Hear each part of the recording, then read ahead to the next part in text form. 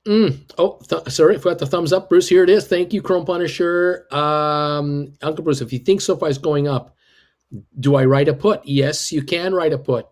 Question is, can you get a decent premium for doing so? Will you write maybe a $15 put, good for 3 months from now, 4 months from now, 5 months from now, and get a decent premium to do so, so that if you get exercised, you're only paying, say, $12 or $13 for the stock. I'm not looking at an option chain, so I can't tell you how it would work. But yeah, Austin, I would look at that. Listen, Drew is asking, is there a limit on the number of bagels an international can travel on a carry-on?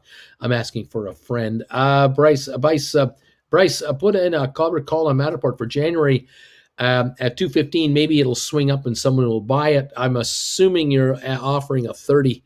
I'm guessing here. Cheddar, look at all the bleeding. So many stocks trading for what they were 2 years ago, some lower than ever before the pandemic, or right at that range. Buying opportunity of the year. And that's how sometimes these sneak up on you and you don't realize it. You go, oh my God, look at this stock. It's so cheap. Look at this one. It's so cheap. If you buy into stock, you have an advantage. If you're buying SoFi at 1460, you know this company. You know what they're up to. You know the potential of this stock. This is a bargain. Rocket Lab, you know the potential. GameStop, you're a believer long term. You pick it up at 140. You look to write 150s if you have to, but you scoop this stuff if you can. 140.21 on GameStop. We're approaching the low of the day again. See if we test it or break it, or where do we head for? 140.74 now. Matterport 2267, ME down 17 to 783. Spire 412, ATIP 342, SmartRent 1117 up 4, Sixter 1106 up 28 cents. Okay, the Dow down 318 near the low of the day. S&P down 33 and NASDAQ down 130 points, still under 1% losses on the big markets. Under 1%. We're not getting massive liquidations happening here. The percentages are rather light. Oil is up 15 cents a barrel, 71.82. Now up 9 cents a barrel, 71.76. GameStop 140.74. The low of the day was 140 about 15, 20 minutes ago. We did not hit the low here at this moment. It's now 141.85. We'll keep a close eye on it. It's right near the low, but didn't break off a new low. Bryce is saying I'm number 420 on the thumbs up for you, buddy. Thank you. I appreciate that. Let's see. Michael Bo Vishal would say, I'm a big fan of year plus leaps. So that sounds good to me, but you might be the type to go 3-6 months out. It all depends on your risk tolerance. Exactly. It's exactly right. Thumbs ups from Adventures with Duncan. Thank you, buddy. SoFi 1460 down 41 cents. Rocket Lab down 48. GameStop 140.74 to 141.06 right now in that range. Matterport 22.67 down 82 cents. Anybody wrote 30s this morning, 35s this morning, 25s this morning? You're looking good. The Dow down 339. I think this is the low of the day on the Dow. I'm going to just double check this, see if we are approaching the low. We're very close. We are a couple points away, just a couple points away from the low of the day on the Dow. We're just about there right now. All right. Down 0.96 of a percentage point. Not much of a move here, but it is lower, down 345 on the Dow at this moment in time. All right. Fed decision looms. Yeah, people are talking about the Fed decision. I don't believe it. I think they're looking for a reason to sell. They're just picking this one, and they're just kind of going with an opportunity to cash in, to do some tax loss selling, repositioning of accounts. If the volume isn't heavy enough, we come the other direction real fast. 140.74 on GameStop, 141.66 on GameStop right now. That's what we're watching, kids. A fun day, to say the least. Oh, man, are we having a fun day here. All righty. 142 on GameStop. Just popped up to 142 again. All righty. Any more calls and questions and whatever? Apologies from Michael. I read your message as January 2023. That's what it sounded good to me, not Jan 2022. Thank you, Carol, for all that. To the folks saying SoFi is not moving up and you made a mistake buying a 20 and up, you do realize you bought it for a reason, right? If you bought it at 20 or up, why wouldn't you want to buy it at 14? Exactly. If you liked it there, you got to love it now. That's true. 1456. This is a bargain on this stock. I agree. 1455 low of the day. Right now, we're at the low of the day on SoFi, 12.7 million, but we're only off 45 cents. We're not down 345 or 245. It's 45 cents. It's a nothing burger day here. Light volume, but bargains. Sometimes that's just how it works. Hardest thing to do is to buy the bargain, though. It's the hard one to do. We're down 326 on the Dow. We're back about 20 points here. A little better improvement. 141.64 now on GameStop shares. Rocket Lab low of the day, 1220, trading at 1226. SoFi, 1458 right now. Low of the day, 1455. GameStop low of the day, 140. We're at 142. Matterport, 2273 right now. 2274. The low is 2256. Just had that a few minutes ago, and now we're up to 2274 already. ME at 785, low of the day, this is 778. So we're about 7 cents above the low on ME. Spire, low of the day, 409. We're at 411 and a half. And ATIP, low of the day, 342. It's exactly where we are. 342, down 20 cents. That's the buy there. Smart Rent, unchanged, 11.13. The low was 11.10. So that was 3 cents lower. And even there, we were only down 3 cents on the day. So Smart Rent's doing quite well. Cyxtera up 11.02 right now. Opened this morning at 10.60. That was the low. And we're trading right now 11.02. We're up 24 cents. The high of the day, 11.39, all-time high, 11.39 today on Cyxtera. What a day to have it, too. AMC down 350. Robinhood down 80 cents. Vanek Vector's down $4. Home Depot at 408, down $7. IBM down $1.25 to 122.84. The Dow. Thank you, Alberto. Thank you for the donation on PayPal. You're kind. You're so kind to me. We're down 320 on the Dow. Microsoft down $1.10. Apple down a dime at 179.35. We're finally getting some red on Apple showing today. Tesla down $49 to 968. Bed Bath & Beyond down 90 cents. BlackBerry down 7. Royal Caribbean down 403 to 71.47. Goldman down 732 to 383.64. Bargain on the Goldman, trading at 6.3 times earnings. 6.3 times earnings. Man, that's amazing. Amazon is down $42. Facebook is up $7, up 770 to 337. Google down 28. We've got JP Morgan down 224. Costco down 270. Walmart up 28 cents. We have a little green here and there. Cisco, where is Cisco at? Down 43 cents. American Airlines down $1.05 to 16.96. Interesting. Micron up 4 cents. Intel down 42 cents. Some of the losses are pennies. There's just not heavy, sustained, across the board blowouts going on. It's just not happening. That is telling me that volume is not that heavy. It's just not that heavy.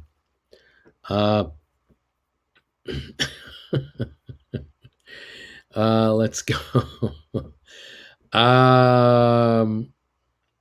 Let's see. Okay. Wish I had more dry powder, says Tiff.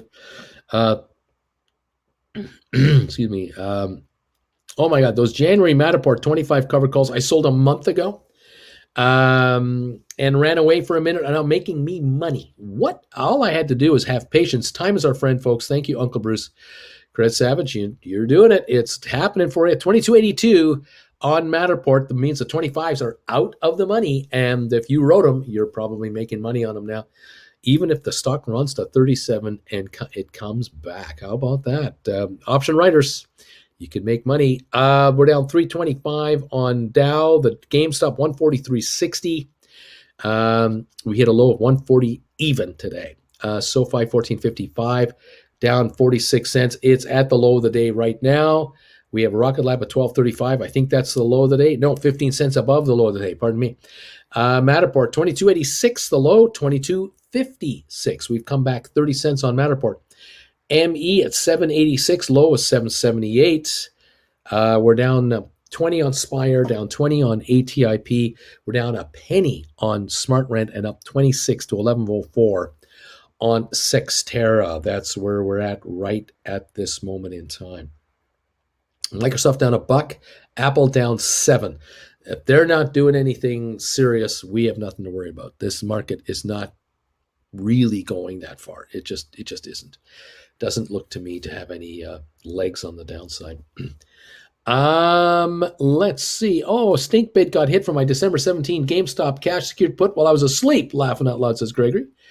And let's see. SoFi should continue to drop now. I just bought a bunch more. Thank you, Arico. Appreciate that. All helping everybody out. 1453 on SoFi right now. And let's see. Watching the comments, we now have 437 thumbs ups already. Blew past 400 beautifully. Cheers to all of you around the world from the Diet Coke drinker. This is caffeine-free Diet Coke, which I found a week or so ago. I bought 10 bottles. We're just running out now. We got to buy some more. Hopefully we can find some. Not easy to find the caffeine-free. Not that simple. Let's see. Okay. And we have, there's rumors also about the market will go lower because of Omicron, this new variant version. I'm not sure if that's true. I'm really not sure if that's going to happen. I really don't know. We're at 142.39 on GameStop right now, by the way. I really don't know if we're going to get that kind of a sell wave or not. Not 100% sure. All right. Okay. Matterport up 30 cents from the low. 22.85.86, 22.86. GameStop 142.35 up 2.35 from the low. SoFi at 14.50, 4 cents higher than the low trade. Rocket Lab 12.38. That's up 18 cents from the low trade. Now these are bouncing a little bit. The Dow's still down though, 346. Down 0.99 of a percentage point at this point. Alrighty. SoFi is a steal, says Nicholas. Yeah, here we go. I see commercials for SoFi all day, all night now. I don't see commercials for any other companies we follow, not even GameStop. No, you're not going to see much there, but SoFi, they are on a marketing push right now, serious marketing push, and it's working. It's adding a lot of members to that company. The stock is going to go. It's really going to go. Yeah, well, you gotta stand your ground, make your move, pick up your stock, and just cross your arms and go, I'm in, man. I'm not getting out. You're not shaking me out, baby. Another bunch of stock not available to anybody else. I own them. I got them. They're mine. Here we are. 142.42 on GameStop, down 16.59 a share. We're trading 2 million now on GameStop. This is not enough volume to cause any concern of a massive sellout. That is just not happening. 2 million is not enough to sustain these low prices. It's the same as going too high on light volume. Too low on light volume is unsustainable as well. There will be an equilibrium, and it might be 150, 160, 160 to 170. There's an equilibrium somewhere, but it's not going to be at 140 or anything like that. I don't think so. That's just my personal thought. 2270 on Matterport. 2256 low of the day, backing up a little bit right now. 2.6 million traded on Matterport right now. All righty. Let's see. Thanks, Arico. Thank you, Arico, says Dana. We're down 340 on the Dow. We've sort of bottomed out here a little bit. We might be bouncing back now, down 335. S&P down 34. NASDAQ down 138. NASDAQ, or the Dow was down 0.99. It's now down 0.94 of a percentage point. The Dow is just ticking up a little bit. OPEC does not expect Omicron to dent the oil demand. That's their thought on it. Oil is down 16 cents, but not dramatically. Another indication that smart long-term bettors are thinking this isn't going to affect the economy that much, this new Omicron. It's it's already in. It's just going to replace another variant as the dominant variant. That's their thinking. It might be a bit worse, but not too much. We'll see. We'll see if they're right or not. I don't know. Thanks for explaining this in plain English, Uncle Bruce, says H. Gregory. You're welcome, my man. You're welcome. I'm happy to do it. I try the best I can. Keep you posted on what is going on and how things are happening. Appreciate all of you being here today. Thank you again to Alberto. Thank you for this donation on PayPal. It came through a few minutes ago while I was in the middle of all these activities. Thank you very much for that, as always, my friend. Much appreciate these donations through PayPal. From all of you, you guys are great. I love you. Thank you.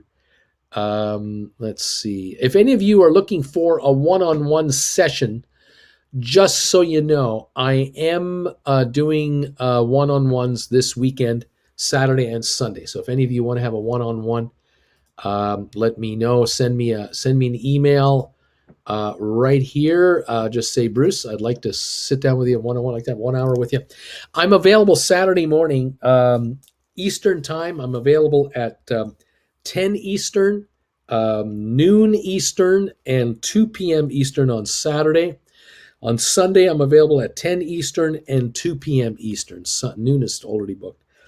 So I have 5 openings this weekend. If anybody wants to do an opening, do a one-on-one get-together, talk about your portfolio, your lives, your hopes, dreams, aspirations, you name it. We're here. I'm happy to do that for you. And you just let me know.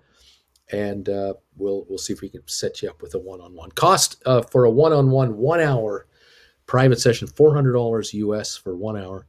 We do it right here on StreamYard on a private setting, and then I'll send you a copy of the interaction, and you can have a copy of it.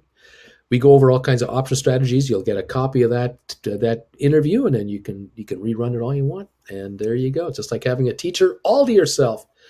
And hopefully I can make it worth your while to spend an hour with me, and we'll see what we can do. All right.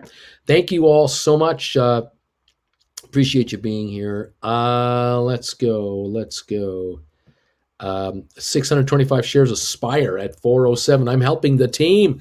409 right now. 406.9 for the low. Way to go. Way to steal that stuff.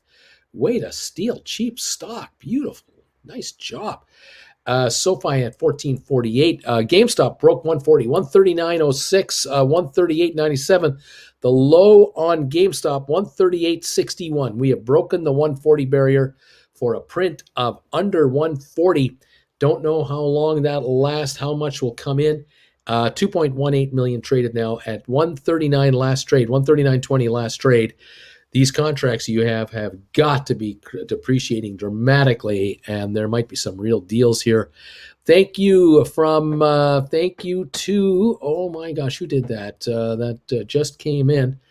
Donation on PayPal. Thank you so much. Not yet showing. There it is. Thank you from Lon Nicholas.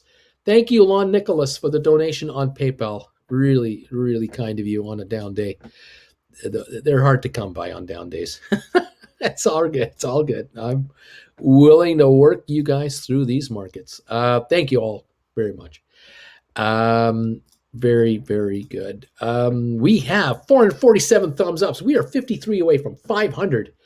And I think we're going to make it before I go off the air. I think we can have 500 thumbs ups in here before I go off the air here for my morning show.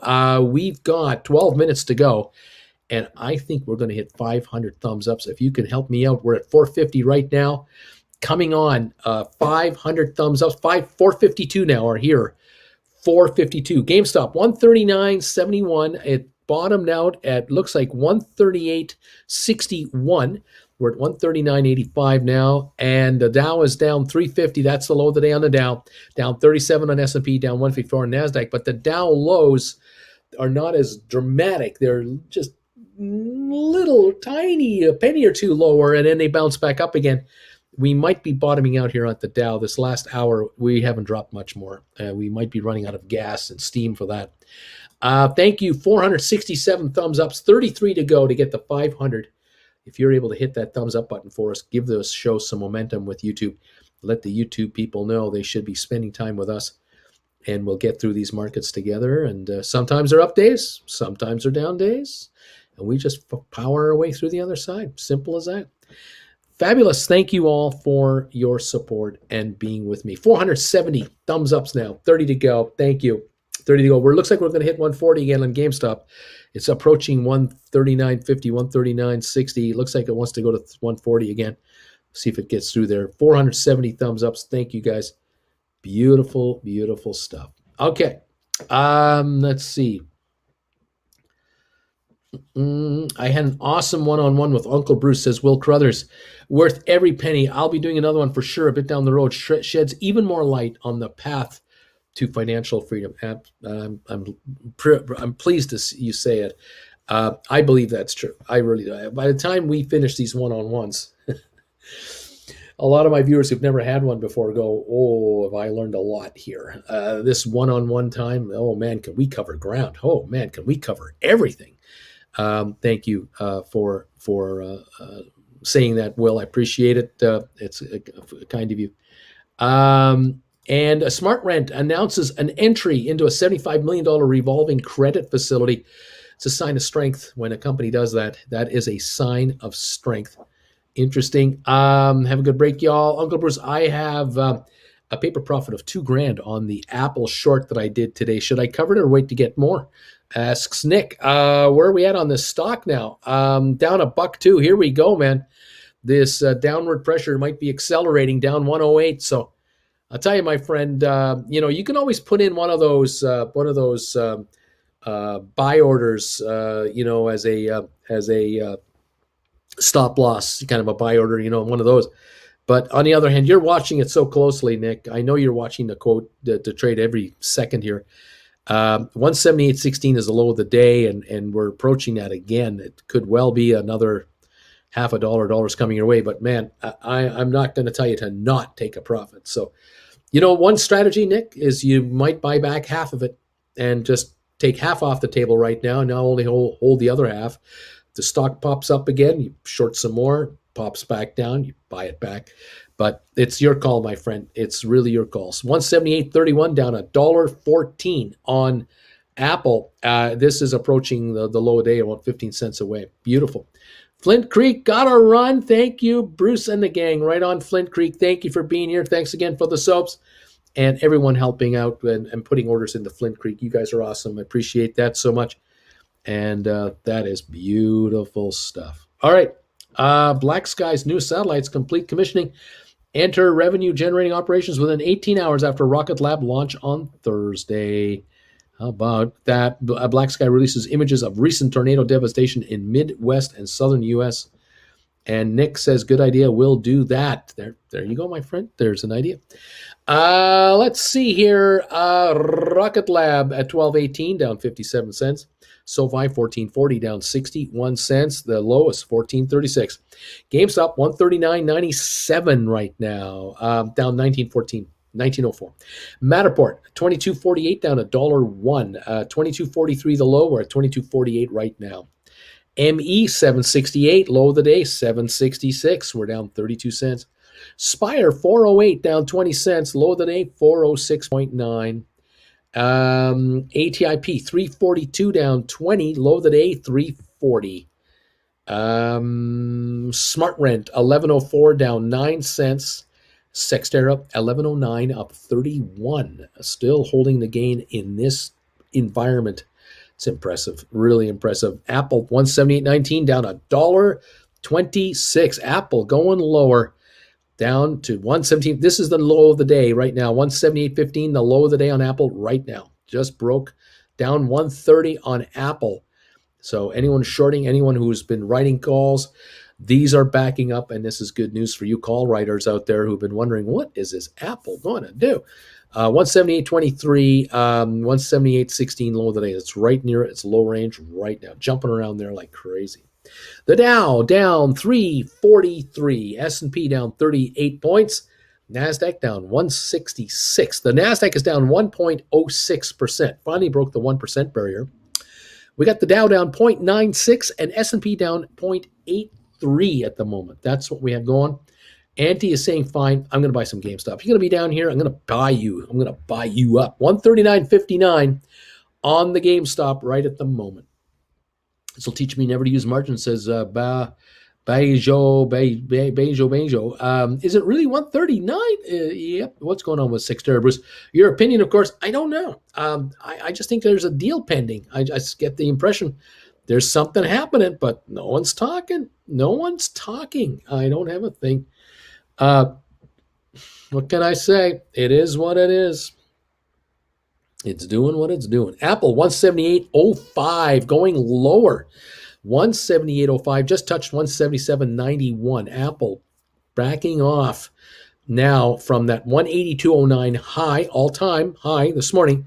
Now 178.06, down $4 from the high of the day on Apple to be only down 140. So this has a ways to go yet to make it serious.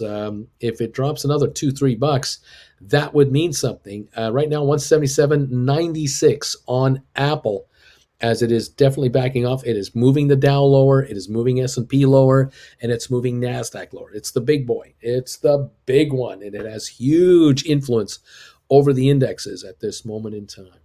Okay. Early lunchtime for Michael. Right on, Michael. We are approaching the end of my show coming up here real soon. Prayers for the Kentucky and all those in the path of tornado. Wasn't it? It was Arkansas, Tennessee, Kentucky, Indiana, Illinois, Missouri. All kinds of problems out there. Unbelievable. Just unbelievable. Rudy is saying, Uncle Bruce, I put in a stink bid to sell a put on Matterport, $25 for March 22 at 7:05. Looking for a stink bid to fill. That would be pretty cool if you get that. That would be awesome, man. That would be an awesome deal.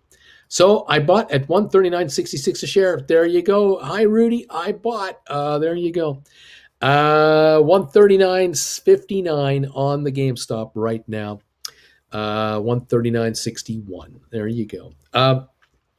Matterport 22.31 still falling. ME at down to 7.61, and Smart Rent down 13 to $11, and we have Sixtera at 11.09, up 31 cents. Right on. Apple 177.95 down $1.50. Microsoft down 136.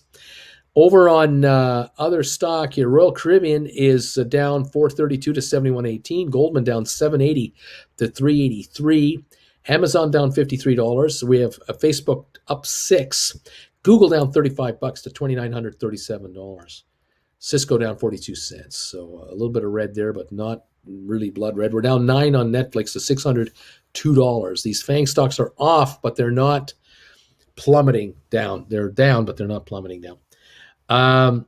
Nick is thinking, I'm predicting it's going to 175 or below around 10 p.m. That's my gut. Nelson, rest up, Uncle Bruce. We'll see you this afternoon. Oscar, I got GameStop at 139. Right on, Oscar. Nelson, Later Bagel family, Bama Babe, stay safe, and anyone else in the area, please stay safe. 139.76 on GameStop. Low of the day, 138.61. And we got the Dow down 348 now, flatlining for the last 20 minutes. We've got S&P down 39. We got NASDAQ down 180. Let's see. Alrighty. Watching all these different stocks all at the same time. There goes the market. Down it goes, says Cheddar Stacks. We have 476 thumbs ups. Thank you, everybody. 24 away from 500. I appreciate that. Might make 500 here. I don't know. It's close. I don't know if we're going to get there. We're trying. Thank you all. Rocket Lab 1207 right now, down 69 cents at the moment. Okay, 139.87 on GameStop. They're trying to get back to this 140 level right now. Yeah, entertaining, isn't it? Isn't it entertaining? Matterport, 2240. That is up 12 cents from the low of the day of 22.28. 2.95 million. That is not heavy volume on Matterport. That is not heavy volume at all. GameStop volume now, 2.3 million. That's not heavy either. That is not heavy volume. SoFi at 1436, down 66 on 16.8 million. That is not heavy volume. That's a 30 million share day. That is not 50, 60 million. This is not enough selling, not enough volume to cause great concern here. AMC is down 420 now, down to 23.24, down 420, but the volume is only 38 million. AMC is not getting killer volume either on the downside. That's a good sign. That's a sign of strength, actually.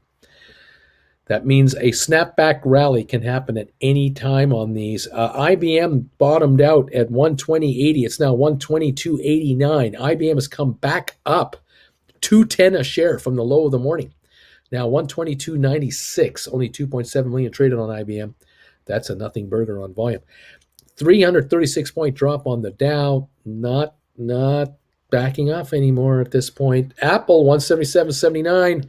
It might be time to buy those apples back. It might be time to cover those apples as far as a shorter is concerned. If you're a contract player, an option player, you can sit tight. But as a shorter looking for a quick trade, this might be the moment to buy the apple back. Just saying. What else is going on? 138.25 on GameStop, down $20 a share. We are at the low of the day again on GameStop, 138.25. We are showing new low trades right now on GameStop. They're dropping by pennies, though, just pennies lower per lower price. We're not dropping in dollar increments. And the volume is light, but it is lower. Okay. The Dow down 337, S&P down 37, NASDAQ down 172 right now. Okay. Whew, lots going on here. I blame this on the simpleton PM Boris. Let's see. Why would Rudy sell a Matterport 25 strike March 22 put for 705 when Matterport is now 22.35? Well, he's taking the 705 income. He wants the 705 money. So you take 705 against the $25 level, and you come up with a price of about what is it, $17.95? Is that right? 18. Yeah. So he's offering to buy 100 Matterport at $17.95 net. It's trading obviously right now at $22.50. He has to commit to buy that stock net for $17.95 until March 22. If it stays higher than $17.95, he makes money. Now, how much money is the question? Because obviously, if the stock's at $20 by the time March 22 rolls around, he'll be exercised at 25. He'll have to buy the stock, but he already got $705 up front for the 100 shares. So he's only paying $17.95 for the stock, and it's trading at $20. He's ahead $205. He's plus $2.05 a share. $205 a contract. So that's why he's doing it. He's thinking the stock's going to be higher than $17.95, and he thinks it'll be higher than $25 ultimately because he's willing to write a $25 strike. And if he's right, if the Matterport shares are at $30 a share, these contracts will have zero value. He keeps all $7.05 per share, or $705 against a wager of $2,500. So $2,500 makes him a profit of $705 for how many months? 4 months. January, February, March, 3 months. 3 months is what he's going 90 days to take in $705 on $2,500. That's 28% on your money, gross, for 90 days time. I like the gamble. I really like the gamble. Even if he only makes $250. At the end of the deal, he scores a $250 net profit. He makes 10% on his money in 90 days, betting that that Matterport will not go lower than a certain, like a $20 price or so. That's what he's doing. So I like this trade. I like it a lot. I hope he can write a whole bunch of them. Yeah, writing in cash secured puts. Okay. It's in the money. So he'll be handed $25. No, he'll be handed the 705 premium. He'll be given the premium up front, $705. And he's on the hook to buy it at $25. But $705 has been given to him up front. He only has to pay the difference. Like this deal. I like this deal. Very good. Jeff, I hope that makes sense to you. I hope it's clicking. SoFi, 1433. GameStop, 137.30, down 21.21. We're at the low of the day range right now, 137.02, the low of the day on GameStop. These are bargains here on the GameStop. Contracts written on your GameStop out there. There are contracts that must be coming in beautifully now for some of you folks to take advantage of these dips. Wonderful stuff. Matterport down 97 now, down 103 to 22.46. ME is down 45 cents to 7.55. Spire down 23. ATIP down 26. Smart Rent down 15 cents. And Sextera moving up 41 to 11.19, starting another run. And it hit a high, the all-time high earlier this morning. AMC is still going down 4.56, down to 22.88. AMC loss now is 16.5% on the drop on AMC. The GameStop drop is 13.3% right now at 137.84. That's where we're at right now on the GameStop shares. This is just above or at the low of the day, which is 137.02 for GameStop. All right, the Dow down 302. It's actually coming back on a bit here. Just gained about 40 points. S&P down 35. NASDAQ down 169. The Dow is only down 0.8 of 1%. It was at 1% drop at one point. Now it's down 0.8. S&P down 0.73. NASDAQ is the loser, down 1.09 at the moment. GameStop, 137.07, new low range right here. We're right at the low of the day level on 2.46 million. Not heavy volume. We're looking at maybe 3.5, 4 million at this pace, because usually in the first 2 hours you trade most of your stock and then it peters out towards the end. So I don't know if we'll even hit 4 million volume. If the stock begins a recovery, if GameStop has a bounce up rally, we could be back to 150 in 15, 20 minutes. That might stabilize it out, and then the volume might come in at around 4.5 million. But then that could be a major turnaround on the stock. I don't know. I'm just guessing. I'm just watching and commenting on the fundamentals and how it's looking. 136.93 on GameStop, down 22.08 at the moment. Rocket Lab, 12.09. The high of the day, 13.01. The low of 12.06. We're at 12.09 on Rocket Lab on 1.4 million, not heavy. SoFi, 14.29 at 14.28 is the low of the day on 18.1 million, not heavy. Not heavy volume. 136.93 now on GameStop. Matterport, 22.40, low of the day, 22.28 on 3 million volume. That is not heavy volume on Matterport. Not lately. ME, 7.48, down 52 cents. This is the low of the day, 7.47. 800,000, no volume there to worry about. Spire, 4.05, down to 4.02 for the low. 4.05 right now, 251,000 volume. There's not a lot of folks jumping out of this thing. It's just there's no buying support coming in at the moment because of this print on the market. ATIP, 336.5 cents, about a penny above the low of the day. 466,000. There's nothing coming in here. This is not throw the kitchen sink at this thing. Not happening. Throw the baby up with the bathwater. Not happening in this market. Smart Rent, volume 119,000. What? We're down 15 cents. This is a nothing burger day here. The low of 11.96. We're now 10.96. Trading at 10.98 on Smart Rent. Sixtera, 11.21. 11.22, up 45 cents on 331,000 shares. 11.22. All-time high was set this morning, 11.39. And we're climbing again on Sixtera. There you go. Apple, 177.35, dropping again. Like, what do I know? I thought maybe we stopped dropping. We're still dropping. 177.26 on Apple, down 219. Call option. Rudy, with your call, aren't you looking better now? You feeling better, Rudy? It's coming, and it falls a lot faster than it goes up. It really does.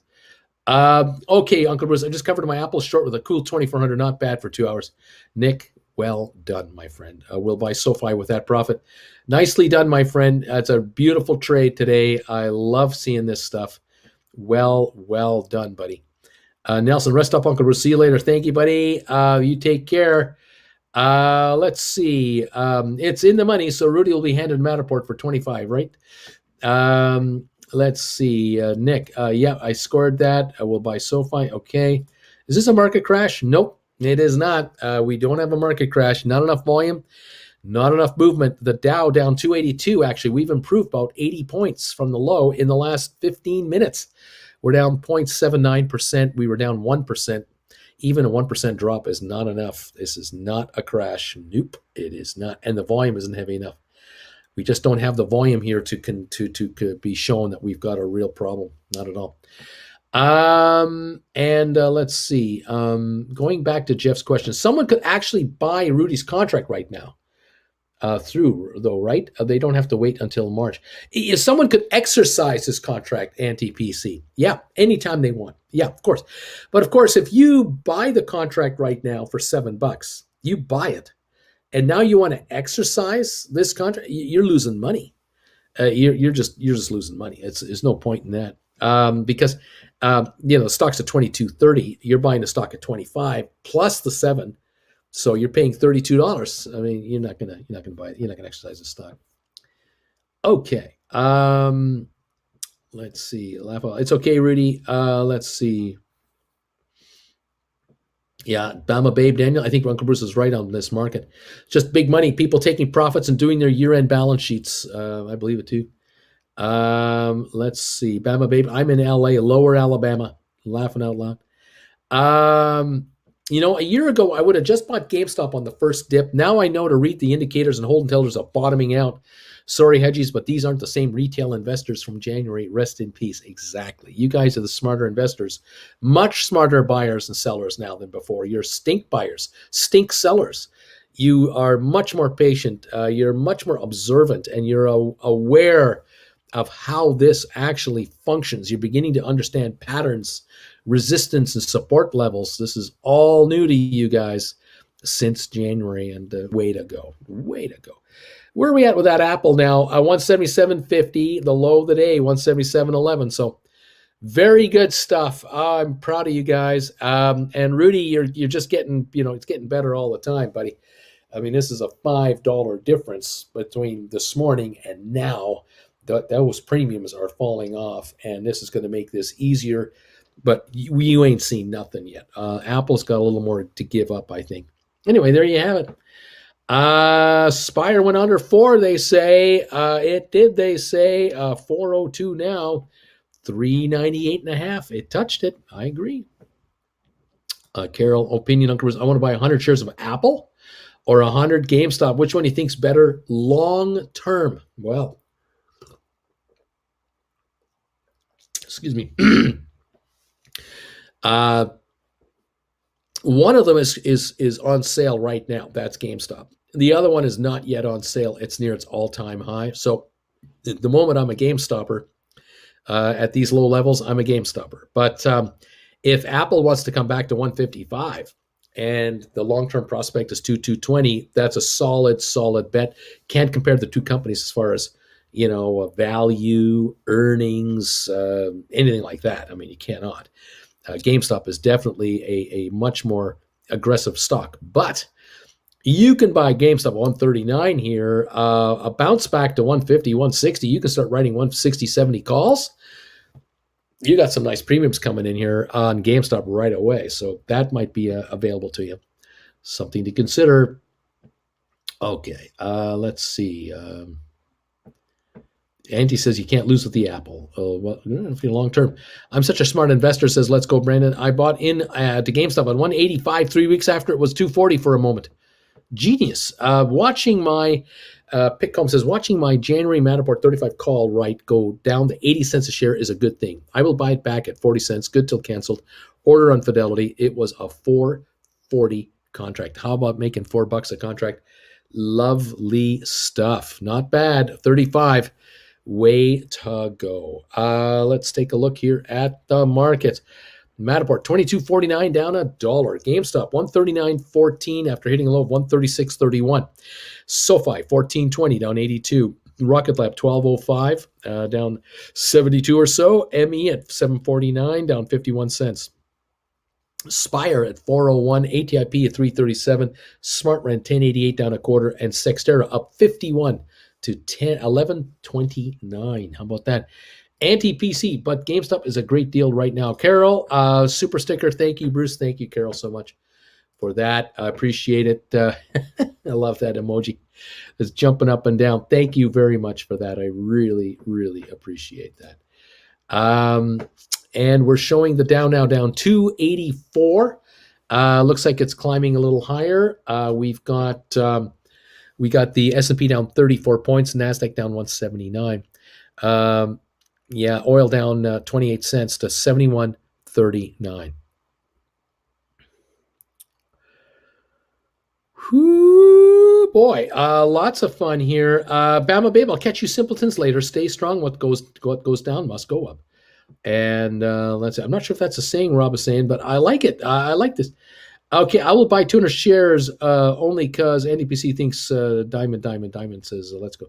Ariko, God, I knew as soon as I bought more SoFi, it would go lower. You're welcome. SoFi 1418, low of the day right now. This is it. 19.3 million. Super bargain deal here. Unbelievable how cheap this is becoming. But again, people are missing the big picture. They're looking at short-term flips and they're trying to find the hot one. And that's maybe they're just no patience. They're not investors. They're flippers and they're flipping out. That's what they're doing. Rocket Lab 1207, low of the day, 1203. GameStop 139.15 now. Matterport 22.45, low of the day, 22.26. ME 749, low of the day, 747. Aspire 401, low of the day, 398.5. ATIP 336.5, low 335.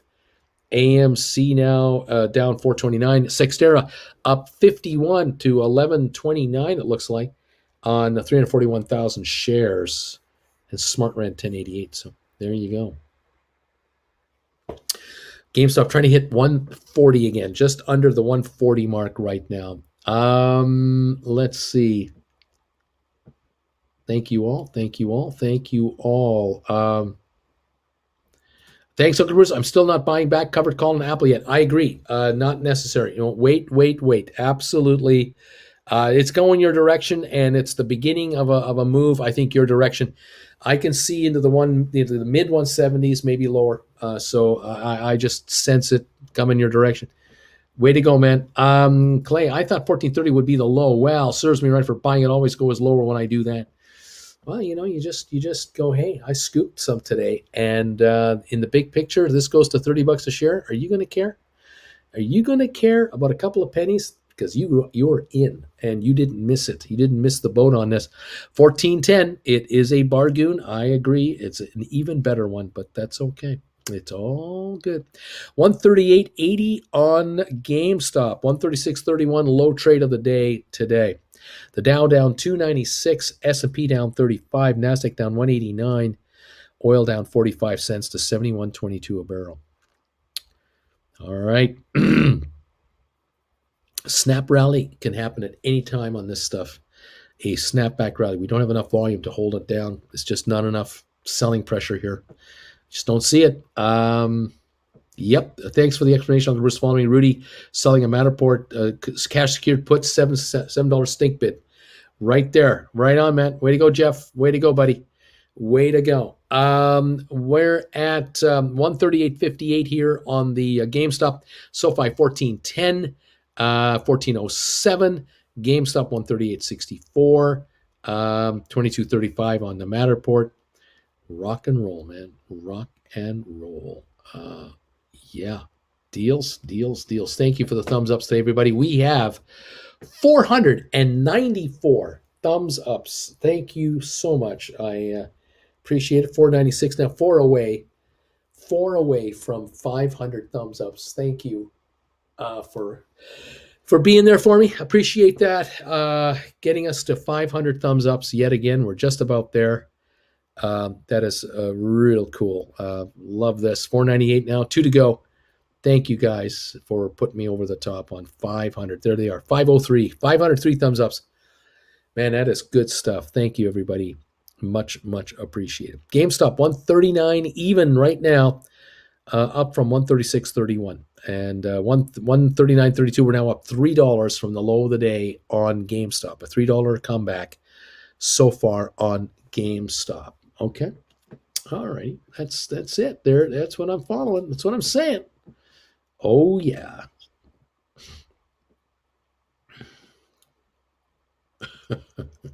Let's go, says. Don't try and time this market. Don't try and time it.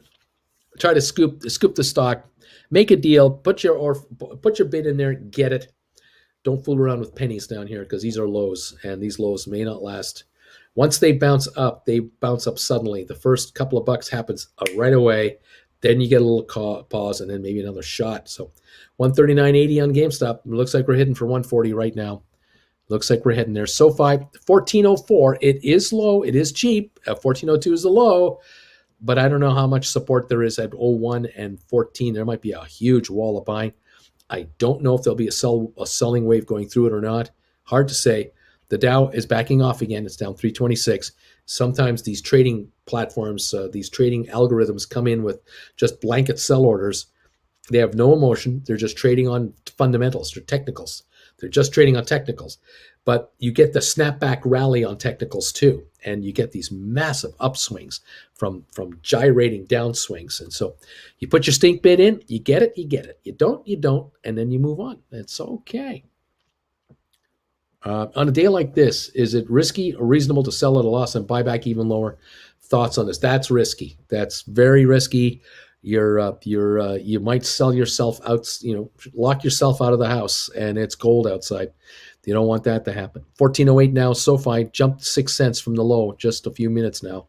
We're at 1408. 139.93 on GameStop. 139.93 on the GameStop. Matterport at 22.42, up 16 cents from the low. We'll see if there's a breakout coming back, a snapback coming there. The Dow is 326 on the downside, stop falling again. When do you think the bounce will happen, Bruce? We've been riding this slide down the mountain for weeks, like it feels. I'm ready to get off. Well, I could tell you, you got to look at the big picture. The Dow is 1,000 points away from the all-time high. We're not that far away at all from an all-time high. We've just been consolidating up here. There's just rotation going on the big stocks, the Dow 30 big boys. S&P and NASDAQ, same thing. We've got rotation going. We don't have a massive sell-off happening at all. We haven't given up that much ground. Certain stocks are down. Oh, I grant you that. The Pelotons and others just hit 140 on GameStop, by the way. Yeah, certain stocks are off, but the big market as a whole, no, too much cash coming in. It keeps coming. It just keeps coming in here. JMac, Bruce, SoFi's assets total $8.5 billion. Market cap is $11 billion, so practically no growth predicted. This is absurd. It's absurd. It'll go higher. I bought one GameStop just now. That should turn the tide. Wait, British, you've done it. British Shilling has saved GameStop for us. 141.05. British Shilling did it. That one share toppled the whole domino display, and it's falling over. And up goes the stock. Thank you, British Shilling, for saving the market. One share is all it took. Can you imagine? Just that. Oh, that's good stuff. 140.93 on the GameStop. Broke that 140 like a hot knife through butter, and there was momentum through it. Nice. Well, we're up, we're back about $4 from the low, $4.20 from the low already. So some of you got these cheap bargains. Got some SoFi in the 13. SoFi 1404. I'm showing low of 1402. That's what I'm showing here. Let's see. In August, okay. I think SoFi is going to go lower because of interest rate fears. Totally bunk nonsense. But apparently the street or retail doesn't know or care. Fed meeting equals fear. There you go. Rob. Oh, the house on fire. Everything. Just kidding, everybody. Everything's fine. Rob, I think we'll have a sell-off till Wednesday. Powell's meeting and then a bounce at the end of the week. We might have a bounce during the day Wednesday. Like we could already be moving up going into his announcement because we know exactly what it's going to be. I mean, we're hardly going to be shocked at what this guy has to say. But anyway, I don't know. It's possible we get a snapback rally today. a little dip in the morning tomorrow, another rally tomorrow afternoon, a dip Wednesday morning, and then a rally after his speech is over. And then Thursday we keep going, and Friday we keep going. But we're like up 2 steps, down one, up two, down one. But we started with a down step, 2 or 3 steps down. Then we work our way back. I don't know if we break even today or not, but tomorrow we go higher at the end of it all. We'll be higher in the middle of the day, lower at the end, but still higher on the day. Wednesday will be low, high, low to high through the day, and then Thursday just up, Friday just up. That's possible, but I've seen it all. You're seeing more of it every day you're here. Your experience level is growing every day. Uh, yeah. Is there a reason these small mid caps keep getting slaughtered? Mega caps, can you judge fish keep markets higher? Some are doing great, some are not. It's just your opinion on which ones you think are doing great or not. Go British Shilling, says Rob. I just bought more ATIP and SoFi. If you sell once every 20 years, you're guaranteed to win. I just got me 150 shares more of SoFi. Right on. We're now at 1407 on SoFi. 139.27 GameStop. 22.54 in Matterport, only down 90 odd cents. For a while, it looked a little better. Spire 401, ATIP 335. Smart Rent down 30. Sixtera 1128 up 50. All right. Let's see. This is beautiful. Short, high flying stock covered with profit. Make money by Uncle Bruce. Recommended stock for cheap. We'll be doing lots of rinse and repeat, says Nick. There you go. There it is. Let's see. AB, I had to pay some emergency bills and sell at a loss. Still got 500 Spire, though. And Sextera and Rocket Lab Spire options. I got ME calls still. Don't have much hope for them at this point, though. Uncle Bruce, do you think it's best to wait writing new covered calls till Friday? Well, depends on the stock and depends on the market. Depends on which one you're talking about. You could be writing covered calls starting Wednesday or Thursday, but you might wait. Stick around. Bobby. I cannot remember to the penny anymore. Around 1350 was where I think I got it at back in like August or September. Seems like a long time ago. Yep, we've been following these for a while. We know what they're about. 328 points down on the Dow, 37 on S&P, 206 on NASDAQ. GameStop 139 even right now as we jump back and forth. Spire now Rocket Lab 1198 down 78. SoFi 1410. The low day 1402. Now we're at 1410 on 22 million. GameStop 139.15. Matterport 22.52 down 97 cents. The low of the day 22.26. 26-cent gain from the low of the day on Matterport. Looks like it's breaking higher through this little low level here now. 22.56 up 30 cents on your Matterport. 3.3 million. There's definitely a rally underway here, ever so slight. Will it take? I don't know. We'll see. $4 on Spire, $3.34 on ATIP, Smart Rent 10.83 down 30 cents at the moment, and Sextera up 49 to 11.27. AMC down 4.55, Robinhood down 1.17, Vanik down 6.68, Home Depot down 7.71, IBM down $1.30. The Dow down 309 right now. We have Microsoft down $1.43. Apple down 165 to 177.80 after hitting a low of 177.11. And we're now doing this sort of down 2, up 1, down 2, up 1. We might continue this pattern for a while yet on Apple. Tesla down $55. Bed Bath Beyond down $1.30. BlackBerry down 19. Royal Caribbean down 397. We have Goldman down 6.79. We have Amazon down 53.50. Facebook up 4.30. Alphabet down $39. We have Cisco down only 25 cents coming back on. And there you go, folks. I am over my allotted time. It's not that I can't keep talking, but I'm tired and I need a break. I need a bit of a rest.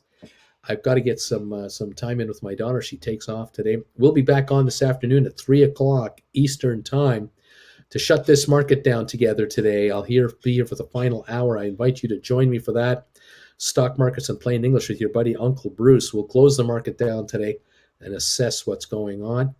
And hopefully we'll just keep positioning ourselves to make more money. That is what it's all about. Thank you all for joining me today. Thank you for the 522 thumbs ups on this telecast during the live part of the show. I love this. Thank you. Appreciate it. Thank you, Beach Boy. Appreciate that. You have a good one there. All of you guys take it easy. Keep an eye on the markets for me. And if anything crazy happens, I know you'll let me know, and we'll be back on at 3 to cover crazy. How about that? We'll just keep covering crazy. Thank you, guys. We'll see you. Thank you, Beach Boy. We'll see you this aft at 3. See where things are at. We may have a snap rallying effect by that point in time. Let's see what the market wants to give us. We'll just go whatever direction you want to go, market. We'll go with you. We're going to make money in the end anyway, so you just make your move, and we'll position ourselves, and we'll just score. We'll just score. How about that? Love it. Thank you, says Let's Go. AB, thanks, buddy. Frumler. Nee. Thanks, Uncle B. Enjoy your lunch. Stay up, y'all, says Cheddar Stacks. See y'all. See ya, Uncle B. You're covering my ex-wife? What? Neat. All right, that's it. I'm out of here. I'll talk to you at 3. Bye for now.